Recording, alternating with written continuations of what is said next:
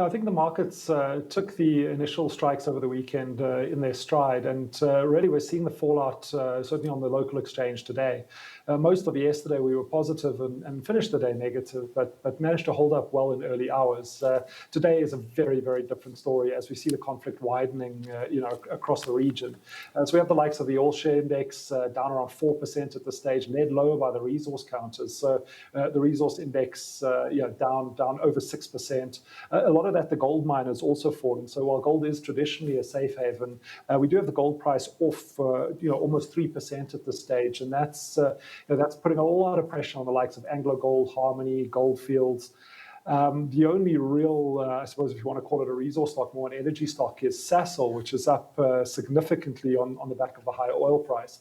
Brent crude oil actually touching $85 a barrel earlier, and I think this really on fears that there is the potential for a severe supply disruption if the Straits of Hormuz were to close. If you don't know, this accounts for around 20% of global oil trade.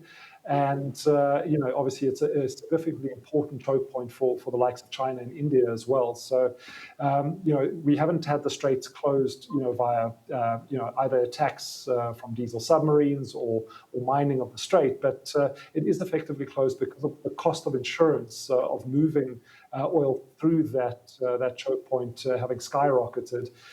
It is effectively closed, and I think traders looking at the scale of the conflict and starting to say it's more and more likely that something is going to happen. And if that's the case, you could very easily see Brent crude oil above $100 a barrel.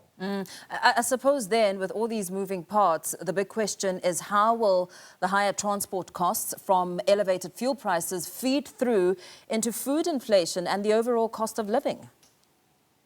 Oh, well, in a very bad way. So obviously, if we look in the South African context, South Africa is a net oil importer. So we are reliant on the commoditized price of oil. We would expect fuel cost spikes. If we look at if you look at the current data, the March petrol price increases, for example, are probably already in. We're looking at 20 to 30 cent increases. But depending on where the Brent crude oil price settles, this could be significantly